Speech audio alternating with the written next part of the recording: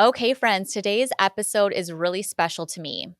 I met today's guest, Lacey Gebo, back in 2019, and from the very beginning, there was this instant connection. We bonded over faith, our love for hair, and this shared passion for building something bigger than ourselves. Since then, Lacey has felt like a little sister to me, and honestly, I can't imagine this journey without her. Over the years, I've had the privilege of watching her step boldly into leadership, navigating big pivots, creating an incredible assistant program and academy, and building a business rooted in faith, impact, and purpose. And let me tell you, she's someone who leads with so much heart. In today's conversation, we're talking about the beautiful and the hard parts of her journey, from co-owning a salon in her early career to the season where we first met, to the unexpected twists that shaped her path and led to the creation of LG Education. We're also diving into faith, identity, leadership, and what it looks like to keep showing up when things don't go the way you planned. This one's for the dreamers, the leaders, and anyone who's ever had to rebuild from the unexpected. I know you're going to walk away encouraged, inspired, and reminded that God wastes nothing. So let's dive in. Hey friend, I'm Jessica, and this is With My Whole Heart. I'm a real life woman juggling a lot of real life things, raising girls, running a hair salon, chasing big dreams, and doing my best to stay grounded through it all. If you've ever found yourself in the thick of it, somewhere between who you've been and who you're becoming, this space is for you. Here, we talk about the middle, the messy, meaningful, beautiful middle. The big leaps, the small wins, the hard lessons, and the heart-led pivots. From business and beauty to faith, motherhood, and everything in between, nothing's off limits. So grab your coffee or your tea, get cozy, and let's dive in. Because this journey, we're walking it together with our whole hearts.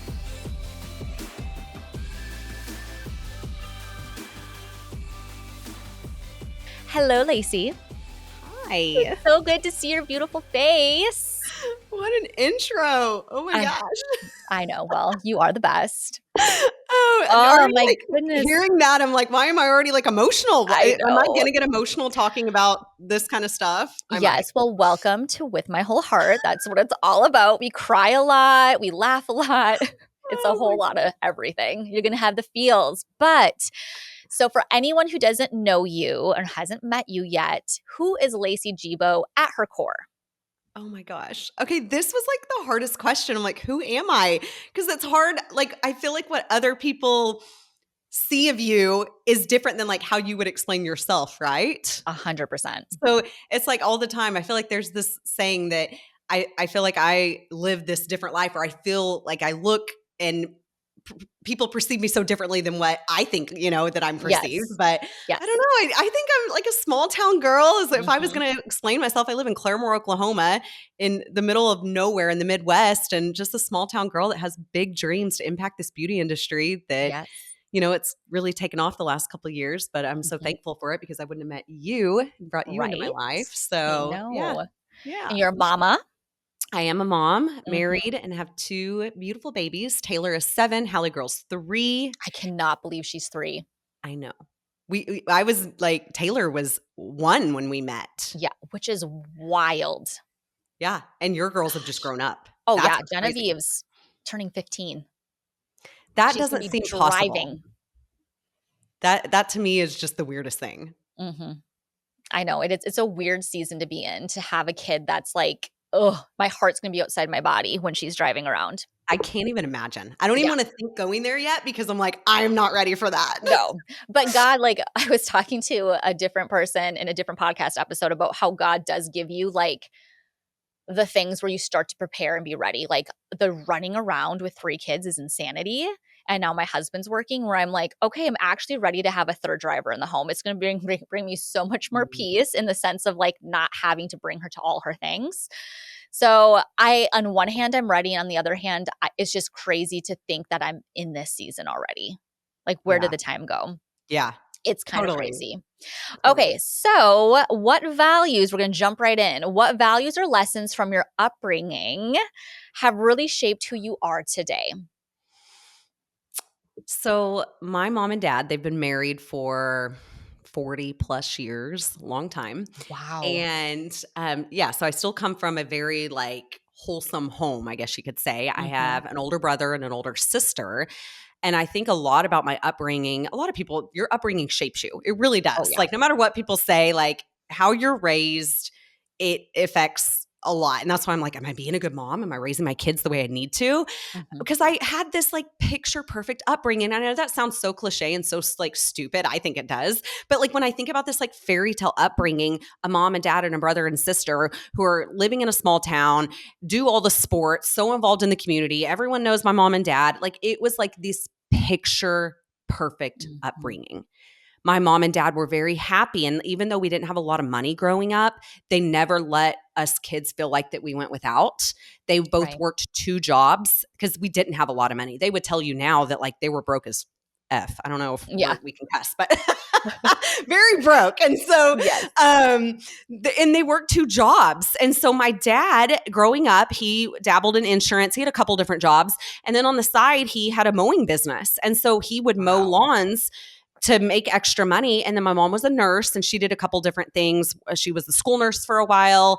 And then she's just worked in the hospital and then she would pick up shifts on the weekends. And so even though they both worked two jobs, they always showed up to every single one of my brother, my sister, and I's events. They never missed a sporting game. They never missed a practice. They took us to private lessons. So I think like looking at my mom and dad as examples of like the parent that I want to become, it's like I can't imagine. I just hope to be like half the mom that my mom, What even a still to this day. beautiful thing to have. That is awesome. So like they shaped me. It's like it's a blessing and a curse because I am a hard worker and it does, I will say, has gotten in the way of social life, marriage, things like that, that it's like I'm addicted to work. And I've had people tell me like, Mhm. I've had one of my stylists tell me, you have no hobbies, Lacey, and that is a problem.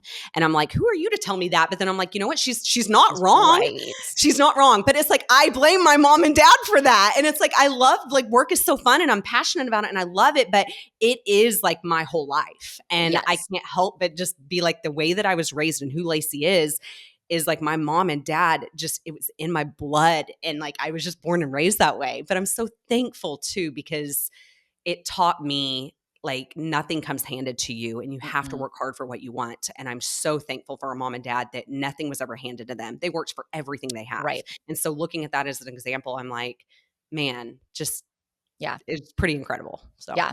And there's always gonna be things. You could have the perfect childhood, and there will still be something where it's like, "Well, now I feel like I have to be perfect because my parents were perfect," right? There's, like, mm, this perfectionism, like, I have yes. to be the perfect mom and the perfect wife, and that I have to cook and clean and still work, like so there's always going to be, like, things that come along with that too, and I Mhm. get that. I feel that to my core, like, the being, like, a workaholic almost because I find so much joy in what I do for work, um, and it brings me so much, like it's such a rewarding job that we get to do Mhm. that there are times where I'm like, "Oh, Jessica, you gotta pull it back and scale it back because being a mom is number 1." Mhm. Mom and wife, like, you those are, like, my main priorities, but it is hard when you love your job so much to not let it consume your whole identity. Yeah. Yeah. I get it. I have even been told that my work is my number one, even compared to my spouse and my kids. And that's a hard pill to swallow because I know that that's not supposed to be that way, Oh, but it has been told multiple times. And that's when I know opportunity is out there and shifts need to be made. You know what I oh, mean? for It's sure. like, that's not Yeah. okay, but it Mm-mm. sucks because it's like, it's who Because what I am. But happens yeah. if you keep on that momentum though and that, like, Mhm. level, you will burn yourself out, and you know that. Yeah. Yeah. You know Yeah. that. That's so We've true. burned ourselves out where it's like it becomes your identity, but then you start to like all the good things on your plate that keep you grounded start to fall off, which date nights with husband, taking the kids out for ice cream, like those things start to fall off your plate, but those are the things that keep you grounded. Mhm. I've been there. Girl, I get it. That's like one of my really hard things too. Yeah. But Totally. so yeah, beautiful childhood, very blessed. I love that. Um, Looking back, what's one moment from your early life that had a big impact on who you are now? Is there anything that you can think back on where you're like, wow, that really impacted the way that I wanted to be an entrepreneur or the way I'm raising my children or anything like that? Hey, friend, real quick before we dive back in. If you've been nodding along, tearing up, or laughing with me in these episodes, can I ask you a little favor? Make sure you've subscribed to With My Whole Heart so you never miss an episode. And if you've got a second, leaving a review helps so much. It's like giving the podcast a little hug. And hey, if something hit home or you just want to share your story, come DM me on Instagram. I seriously love chatting with you and hearing what's on your heart. This space was built to be a soft landing and a strong launch pad. I'm so glad you're here. Okay, back to the episode. There's you always look back at childhood and like certain moments absolutely stand out. A, Mhm. a couple, actually, I can talk about two or three that stand out. One of them, I was raised, and I know we'll get to faith. That's something that I'm sure is going to be brought up. Mhm. But I was raised Redeemer Lutheran, and going to church and going to VBS like in the summertime and participating in the Christmas program and stuff. Like I have so many memories in that church. And I'm so thankful because even when life got hard or like junior high and you're not getting along with girls and cliques and things like that, like I was still rooted in my faith and I could always fall back on that. And I just had this consistency in my home life that no matter what, like my family was always there and my church Mhm. was always there. And so I'm like so thankful for that. And I think it's not like one moment, but it's like all these moments, if like Yeah. falling back on my faith. And I'm like so Mhm. thankful because I want my kids to be raised in an environment like that because it was so many good memories. Mhm. So I think like, are we raising Hallie and Taylor with the church community and what does that look like, going Yes. forward? And so that's one of them. I also think too of a couple just like random moments, like high school was great. I got into college and I was in for a rude awakening. It was like, oh shit, I don't have mom and dad anymore. And it was like college was hard for me, very hard. Great student in high school, and then college like rocked my world. And I was like, okay, I'm an average student now. I'm a C student, like I didn't get straight A's in college. And I Mm-mm. have a degree from Oklahoma State University in marketing. And I went for 2 years. And then I was like, oh, this is hard. Maybe I'm not cut out for college. Took a break, went to beauty school, got my license, then went back to college and finished my degree 2 more years. Sure. But there was a break where I think it was after my freshman year. I came home and I lived in the same house. When I say like picture perfect, I lived in such a beautiful home for 18 years, the same house. My parents, like, they literally like brought me home from the hospital until I graduated from college. I lived in the same house. Okay. So like Wild. wild, right? Because that doesn't happen now. That No. just does not happen. And so I came home from college and my parents sold our house. And I knew like they were wanting to downsize because the kids were gone. They were empty nesting now. And I get it. And they were wanting, the house was older at this point. They needed a newer, modern house. So they were going to downsize and they built this beautiful home, perfect for them. But when I came home from college and they had sold my house, it wasn't Oh, home anymore. no. So I remember one time, and they were in between, sold the house, and they were living at my grandparents' house. And my dad's parents had passed away, so the house was sitting empty. And so my dad and my mom moved in until their house was finished being built. And I remember coming home on Christmas break, and I was sitting on the stairs just bawling, like crying my eyes out. Now I don't know why this memory is like so fond of me. And my mom was like right there, like hugging me and holding me. And she's like, "What's wrong?" And I was like, "I don't have a home anymore." And she's like, oh And she's like, gosh. I was like, "Mom," and looking back now, I'm like, that was not the right time to sell this house, right? Like, you Yeah. just shook my whole life up. Yes. And so I was like crying to her, and I remember her saying something along the lines of like, "A home is just a house. Like your home is your family, and no matter where Yeah. we are." Oh, I like get emotional. It's like, Yes. we're here and we're never going anywhere. And that Right. moment stood out to me. And I mean, I was like 19 at the time. So it's like Mhm. I'm in just this weird mixture of emotions, like not knowing where I'm going to go in life, what I'm going to do. And I'm like, that was meaningful. So, Oh, and that's so beautiful. Oh, because it's true. It's like your home is your people. yeah. That's where it is. It's like you always will have home to come home to because you Yeah. have your mom and dad. Oh, Yeah. that's beautiful. But yeah, that would be very traumatic at that age because you are in it's like the unknown, that season of Yeah. the unknown where you're like, I don't know what I'm doing with my life. Like I'm Mhm. all of a sudden independent and I don't even know what that looks like. And then my Mhm. house is gone and we're going to our grandparents who are no longer here. And it's, yeah, that would be really, really hard. That would be Freshman year was rough. Even like finances, it's like you get your own debit card. You're starting to pay for more things. And I'm like, I need money. And my mom's like, I'm not putting any more money in your bank account. And I'm nope. like, what am I supposed to do? And they're like, get another job, you know, You're like, figure it out. You're an adult. Literally, my mom, I remember one time she was like, this is the last time I'll ever deposit money in your account. Figure it out. And like, that's tough love, but I needed that because I was like spending, you know, as a college kid, spending stupid stuff Starbucks that didn't matter.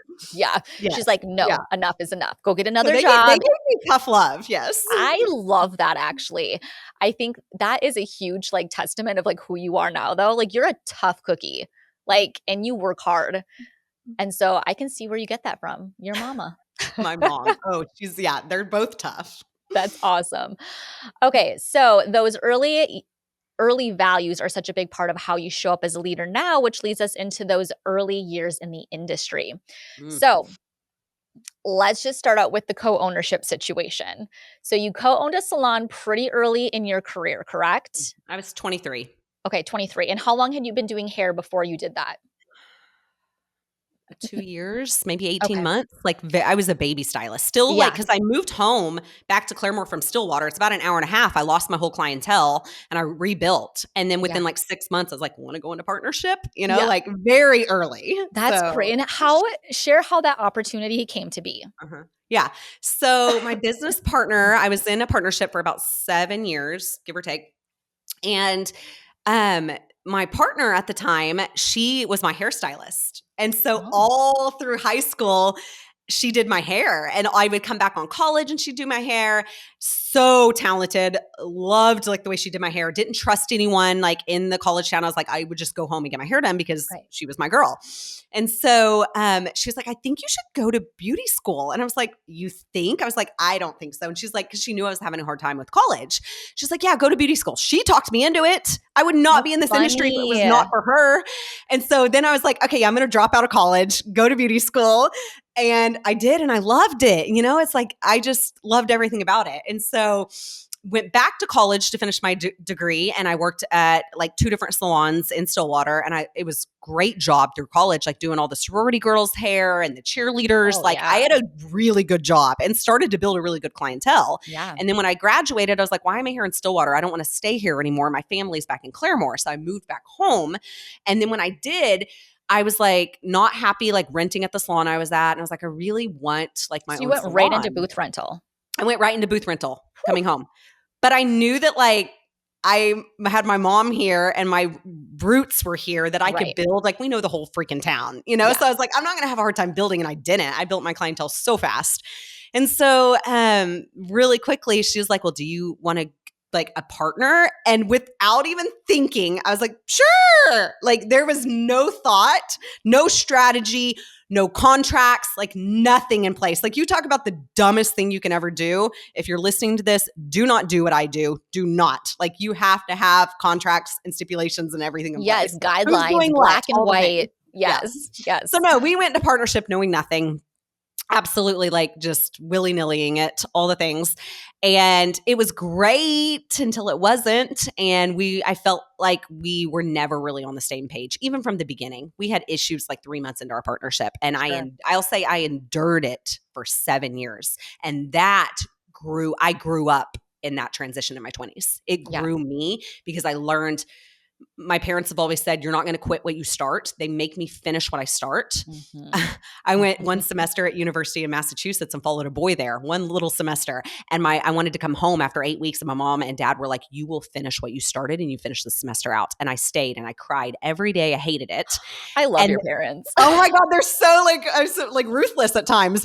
And so even with my partnership, it was like, okay, if you want out, get out. But like, you need to like try, you know, you can't just give up. And I don't give up easily. I do not give up without a fight. And so anyways, we stayed in partnership for a while. We grew 2 locations. We grew so many stylists. I want to say like hundreds of people came through our company. Like it was crazy and it was great. But I always felt it was never long-term. Mhm. And it was never my life's mission to just be in this partnership forever. And I Right. think a lot of it, why I stayed into it, was because it was comfort. And I was scared to leave what was so successful because we grew so fast. And then I was scared, like, can I actually do it on my own? Right. I was really scared to leave because I was terrified of what was going to happen. Could I financially do it on my own? Was I able to do it on my own? And after having Taylor, that's when everything changed. Right. Yeah. So okay, so you had Taylor, Mhm. and then what happened? You're just like, this isn't working anymore." 6 months after I had Taylor, I scheduled a meeting with my partner and I told her I wanted to split. I said, I Mhm. would think we should end our partnership. That was one of the hardest conversations I've ever had. I can't imagine. And she agreed. She was totally on the same page, which was good. I didn't know. I was like, I don't know if she's going to like freak out or like, she's like, yeah, I agree. But then it was 18 months of going through a divorce. So Oof. we've accumulated all these things and nothing was set up. So you have all these team members and assets and liabilities and attorneys, and we were at a non-speaking. We did not speak to each other at this point. So it was all through her attorney and my attorney back and forth. So after you had Um, the conversation, you were, like, done speaking? no, we spoke because we still had both companies, and then it Okay. just got to the point where there was like fight after negative. It was just really catty. There was just Yeah. a lot of things that were Toxic. just, it was sad. It was very toxic. And what happened is my team members went through it with us. They felt it. They knew that Mhm. we weren't getting along. And so that was the beginning of my walkout. Yes. Yeah. Makes sense. So much sense. And it was the best thing that ever happened to me. Looking at the time, I cried and cried, like my whole team. From like when we officially like split, I think had 18 team members in my space. And by the end of that year, I think I had 4 or 5. Yeah. So like we would like drastically cut. Everyone just kept leaving because it was like, it just was a different business. I mean, I Right. rebranded to Salon Lace. There's just one owner. I changed policies and procedures. I was getting into extensions. Like I was changing. I had to Mhm. change. I had to burn everything to the ground and start all over. To And it was rebuild the it. best thing that ever happened to me. And that's kind of transitions us into how we met. Yeah. Yes. So then So, that brings us to extensions. we So. met back in 2019. Um, we both went to a very well-known extension company's training in where was it? That was in California, but what part of California? Laguna. Was it Laguna? I think it was Laguna. No. Yeah. No. No, was it not? It was not. I mean, we went to Was it Laguna. Dana Point? Nope. Mm-mm. It was, like, up, like, not by the ocean. It was, like, up in, like, the Yeah, town. you're right. You're right. It was not Like, Laguna. it I was can't. Isn't that bad that we can't remember? I can't remember, but it was in California, and that's when we first met in Mm-hmm. 2019, so quite some time ago. So I wanna get to the questions because I do not wanna miss these. When you look back, okay, wait. No, that's not where I wanna be. Let's just go. I'm gonna go off script. So, we went to this training. Tell me what drew you to that training? After having Taylor, I knew my time was just so much more precious at work. Mhm. And I was tired of doing everything under the sun and felt like I was collecting pennies behind the chair. And Yeah. my time, because he went to a school that I had to pick him up at 2:00, I could really only work from like 9 to 2. And my last client, like I couldn't even take a client after like 11 or 12 because it would put me over. I had to be there to pick him up at 2. There was no aftercare. Yeah. My husband worked. My mom and dad worked. I didn't have help. Like I had to pick him up. So having a baby changed like my perspective on work, I guess. Like I was like, I got to make money. Like if I'm going to be behind the chair, I got to make money. And so I was like, how can I make more money? And I knew extensions were already at that time a big deal. Like everyone else was doing extensions. It was popping off for sure. It was popping off for sure. Like a year or 2, 3 before. I don't know. But I was just getting into it and I was like, could I do extensions? And I've always had really good hair. I am blessed with great hair. I've got thick, coarse, good hair. So like to me, wearing extensions was never an option because I was like, I don't need extensions, right? And so finally I got an install and I've worn extensions ever since. For 6 years now I've worn them and I'm obsessed. And I just do it for fullness and length and all the things. But anyways, that kind of took me off track for a second. But getting into extensions, I just knew I was like, I can make more money doing these services, doing higher end services. Mm-hmm. And I cut out all my men's haircuts. I cut out all my women's haircuts. I cut out all my single color clients. You talk about someone that lived and breathed this business. That was me. I did everything they told me to, and it Same. worked. And it It was worked. scary. It was scary, but it freaking worked. And I found a way to quadruple my income and work on a fraction of the clients. I was serving 120 guests a month and making $4,000 a month.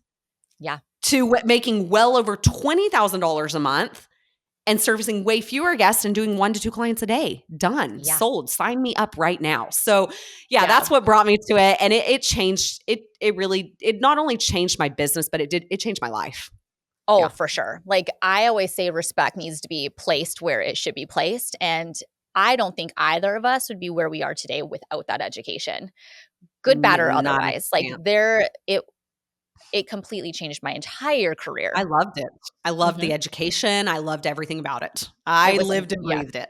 Yes. Yo, you sure did. Yes, you did. Which brings me. So I'll never forget. We went to, was it Dallas? Were we in Dallas? Yes. So this was during COVID when everything was shut down and they had to cancel like our convention, which we were so excited to go to. But instead, we all decided to get an Airbnb. All of us were so close. We were so close. We're like, we're going to get together regardless. And I was so glad we did. Oh, yeah. We got this sick Airbnb. We all flew into Dallas. We got this home together and we took because they still had the convention. It was just all virtual. And we picked our classes. And it was kind of fun because like you didn't necessarily always get the classes you wanted. So then what I would do is I would just turn on my computer, the class that I was given, and then I would jump over to Lacey's and like take the class with her. I forgot about that.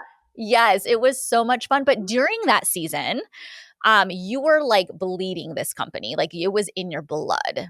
And you were going to become one of their lead educators. And that opportunity took a wild twist. And let's just share about that a little bit. Pause for a second, because not all hair salons are created equal. At Hustle and Heart, we're all about clean beauty, no harsh chemicals, no toxic color, just intentional products, sustainable practices, and hair that actually feels like you. Whether it's extensions, color, or real solutions for hair loss, it's never just an appointment here. It's an experience.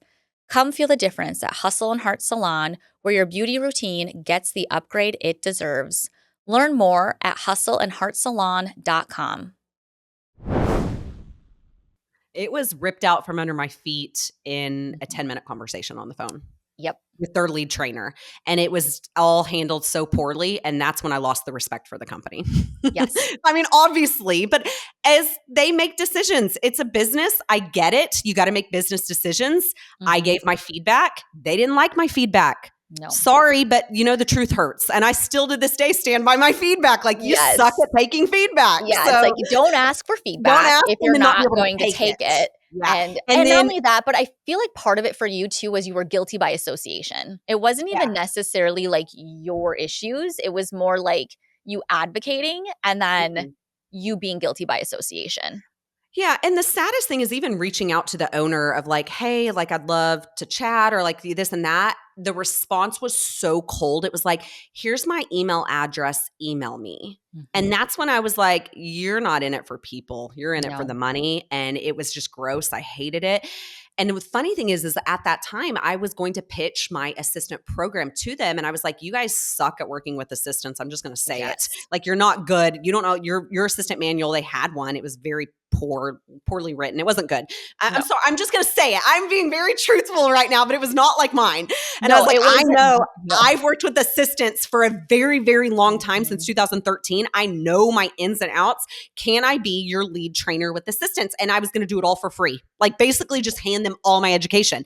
And that was God looking after me that said, there is a reason you are meant for so much more and impact so many more people in a totally different way. Yes. And that was my boot out. And that's where LG Education started. Yes. Because I will never forget it. We were sitting on the couch in Dallas and you were talking about this assistant program. And I too, at that point, had had an assistant for probably 3 years. And so I kind of knew that world a little bit. And you're talking about this and I'm like, Lacey, that's not even like nobody's doing that. Like that's Mhm. brilliant. And you're like, yeah, but like it kind of has to go on the back burner right now because I'm pursuing this thing and I'm going to pursue it. And I just remember being like, And that's when I told you about that course creation lab thing that I had just purchased. That now is Remember? my main coach now. Yes. You were the one that introduced me to my coach, Amy Porterfield, that Correct. I'm in her I like live and eat and breathe all her education now. Yes. So yeah, So I you just remember, introduced me to her. I forgot about that. yes. And I just remember being like, I don't know about this. I don't know about this lead education position for you. Of course, I can't be like, 'cause you were so excited. I couldn't be like, Lacey, don't do it. I was But so I excited. just remember being like, having this gut check of like, there is something bigger for you. But it all played out the way it was supposed to, and it projected you. Like it launched you into LG It did. education. So let's It transition into did. that because we don't Yeah. have much more time, and I definitely want to dig into that a little bit. Obviously, it was disappointing to lose that opportunity that you thought was going to be your next step. Let's talk about the heartbreak and then how that propelled you into LG education. It's just everything works out the way it's supposed to, and you don't see it in the moment. I was devastated, like Yes. devastated. You guys knew how upset I was because it wasn't Mhm. my choice. No one likes to be Mhm. told no. No one wants to be given something and then it be taken back. Because essentially, I had been working with these students, my pod, giving them feedback on their beadwork and stitching and all these things for months to be ripped out. I had no communication with the students anymore. And there was no clear, like, communication to them of where I went. It was all just the saddest thing. It was It was so very yucky. icky and yucky. And so it hurt and I was like really upset. And then I was like, I stewed on it and the new year came and went and January hit and I was like, I'm going to launch my own education. I was like, there is no reason that I have, my coach, Amy, says you have to have a 10% edge. And Mhm. I said, I feel like I have a 95% edge in this category. And I Oh, said, yeah. I know that I can run with this. And there's not any education out there on assistance. There really wasn't. It was far and few between. And so Mhm. I modernized it. I took it and took what I knew and took it into the extension world and just like lit it up and with marketing it on Instagram and it blew up so fast. Like, I mean, Mhm. it was an instant success, LG Education. I remember when we launched the program March of 2021, like I had made, I'll just tell you guys on the podcast, I had made $60,000 in like 8 to 10 weeks. Like I couldn't do that doing hair. And so that's when I was like, this will eventually outsource Produce. me behind the chair. Mhm. And so then I did stop doing hair right after we launched in March. I quit doing hair that November of 2021. Yeah, So which it was it was took off really fast. wildly fast. Wildly fast. It was crazy, and I'll never forget, like, you created, like, the beta assistant, whatever, and a group of us girls took it, and I'm like, "Lacey, this is a freaking gold mine." Like, and at that time, it wasn't even digitalized. That was just the Yeah. hard copy book. That was just the paperwork, We've and evolved a lot. yes. We have evolved from the online assistant course Mhm. to the assistant university. We don't have the online assistant course anymore. No. Retired that. Ran into the assistant university. We have in person, which we've kind of retired that now too. We used to Mhm. do a lead program where it was 2 days in person and people would fly to Oklahoma. And then we dabbled with academies where we would fly out East and West Coast and put together people's training programs. And that was wildly successful. Since then, we've retired that as well. So Yes.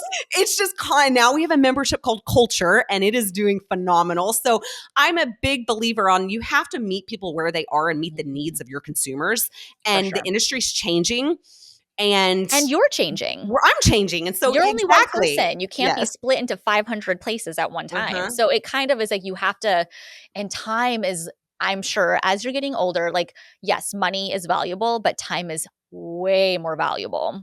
1,000%. Oh my gosh. So I remember when you were flying around from coast to Everywhere. coast, and it was a fun The baby. season. I had a 1-year-old. Like Yes, I literally don't remember the first 2 years of her life because I was gone all the time. that's Like crazy. I But know. at the same time, like, it seemed like you were having fun. I loved it. You Loved every loved minute it. of it. Yes. And Yeah. it really being in people's businesses like that I mean, even in Duluth, I came to your hometown. Like, you really get to see what works and what doesn't. And you get to see different Yes. career paths and different business models and how people do things. And you're stuck in your box in your salon. You don't know what you don't know until you get out. And that's why I Yep. was like, whoa, it opened up a whole new world for me to bring back and make Salon Lace even better. And that's why I think that time Salon Lace thrived so well, because I was bringing Oh. back all the good things to Salon Lace. Like, I got to Oh, see the best of the yes. best. Yeah. That was so yeah, it was fun to watch you on that adventure, that journey. And I'm like, "Where are you going now?" Like, you would just post in your stories, "Guess where I'm going?" I'm like, "Girl, I have no idea anymore." Like, Yeah, you're everywhere. It's so crazy. I love So it. with, obviously, was there ever a moment when you were building the LG education when you questioned if you could really do it? Because it grew so fast. So it's almost like Mhm. you, at least for me, and I'm sure you've experienced it too, is like imposter syndrome or like, am I equipped to do this? Am I even like capable? Mhm. All the time. I still feel like that to this day. Mhm. New level, new devil. You reach a different level of success and the benchmark just gets pushed forward. Mhm. So I've had to ask myself and really come to terms of like, when is it enough, Lacey? When do you cross that Right. mark to where it's enough? And I think reading the book, Dan Hardy, The Gap and the Gain, and Oh, instead yeah. of like setting these big milestones of like, I want to hit this or I want to reach this $1 million mark or whatever it is, of like, look at how far you've come.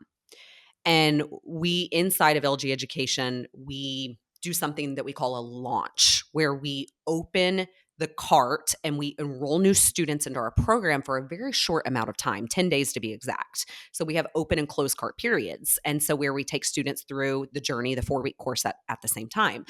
And I get these really big, set these high goals because I'm a goal getter. I have like a good, better, best goal. And when I don't hit those benchmarks, I feel very defeated. And I look at other people and I'm like, okay, there's other people doing way bigger $1 million launches and all these things. And I'm like, so it's hard. I do compare myself a lot, a Oh, yeah, lot. And it's hard to not get upset. But I do think I do a good job at kind of, I'll reel it back. And I'm like, but look how far you've come. for sure. And the Lacey 2 years ago, or even 1 year ago, would have been ecstatic with the results and the impact. And I come back, and the reason I write my students' names on a sticky note, you'll see sometimes like I've got all these sticky Mhm. notes, and if you're a student, you've probably seen your name on one. And I look and I said, those are real human beings and salon owners that I'm making a difference in their lives. And I They're have to always come depending back on on the you. why. They are Yes. depending on me. And, Mhm. I have so much value to bring these people. And so Yes. always coming back on my why. And I want to always remember and say, they are the reason I'm doing this. Yes. Always staying grounded Mhm. because it can be hard when you do grow rapidly fast. And then obviously there's always a plateau and Mhm. consumerism changes. Mhm. The way people purchase, I mean, that's something I'm sure you've learned. Market is weird right now. It's It very changes. changing. So, like, Yes. having the cart open, like, that may have and who knows? It's like it's always changing. They always have a Mhm. different suggestion of what you should be doing. Yep. But it's wild that you have to stay on top of all of that, and it can Mhm. change at seasonally. Yep. It's Mhm. crazy. But yeah, I Yeah. think that just staying rooted and grounded on, like, your why and knowing that there are people and there's faces to those names who have jobs that are spending their hard-earned money for you to coach them. That's huge. Yeah. Yeah. That is such an I honor. I think this year, just the surveying, 2025 and what I've been coached and just buyers' perception and what people are spending money on and stuff, they want more impact, Mm, higher value, more mhm. connection, more real, more trust. Like, we're in a trust recession. You have to Yeah. earn that trust or someone's not going to invest in you. And even Oh, same yeah, with no. hair, probably with Yes. extensions as well. I mean, you Mhm. have to earn their trust. And it is very much like we've got to make sure that we are giving high value, high impact, and building that trust with our Yes. market. With full authenticity. Yes, more than Full ever. That authenticity. matters right now more than anything. Mhm. It's like being true to who you are, repel the ones who are not meant to be, Mhm. right? And draw on the ones that are. That is huge. Okay, let's dive into faith a little bit because we only got 10 minutes left. Um, So, with your faith, obviously, you and I have talked about it. It's a huge part of my life, as you know. Mhm. Faith has been such a strong foundation for you. How has your relationship with God guided you through the highs and lows of your journey? Hmm. I love that you talk about faith because I don't in my business. Mm, Like, you know, if you follow me, you know I'm a Christian, you know I'm a follower of yes. Christ. But I don't lead with that inside of LG education, Sure. and probably for business reasons, I just don't. But I Yes. love that you do. I love that Yes. you do. And so, It's I literally like what I lead with. yes, and maybe I'll change one day, and maybe I will, but I have not. Yeah. Um, we Oh my gosh. So I talked a little bit about it earlier. It's like I grew up Redeemer Lutheran, went to church all the time, went to Sunday school, went to VBS, like did the Christmas programs all the time. Like it was a big part. And I even still being in Claremore, I'm 10 minutes from my hometown church from Mhm. Redeemer Lutheran, even though we're not members there. But we go back every Christmas Eve and Easter. Yes. I attend with my mom and dad. I still go back. So technically, I am a member and I'll take communion. If it's a communion day, I'll go, and we're old school. Like we I love kneel that. at the altar and we take Mhm. communion, all the things. Now we are raising our kids in what is called Life Church. And it Mhm. is, I'll say, a bigger church. They have campuses everywhere from Florida to Colorado. There's a ton of them in Oklahoma. And so Craig Rochelle's the pastor. It is, I'll say, like a Oh, non-denominational, but yes. I love it. And we go because I love the message every single week. I feel like he's Mhm. always speaking right to me. And I love the pastor, Craig Rochelle. He's an amazing leader. He has a leadership podcast. Like I want to be him one day in leadership. Like Yes. he's a crazy business. So do you know Craig Rochelle? I don't. What? I know. I'm like, I No. write this name down because I need to follow. You would be obsessed. Like his Really? leadership podcast is so good. His sermons are so good. So anyways, I started attending Life Church in Stillwater when in college because they had a campus there. So Sure. I was like, where am I going to go in college? And I really started, I'll say, taking my faith and going deeper in my faith in college. And I think that's because I was going through such a hard time and I felt so Mhm. lost in that season. Yeah. And so feeling very alone, not knowing what I was going to do with my life, like I started attending Life Church there. And so I have actually been attending Life Church since '09.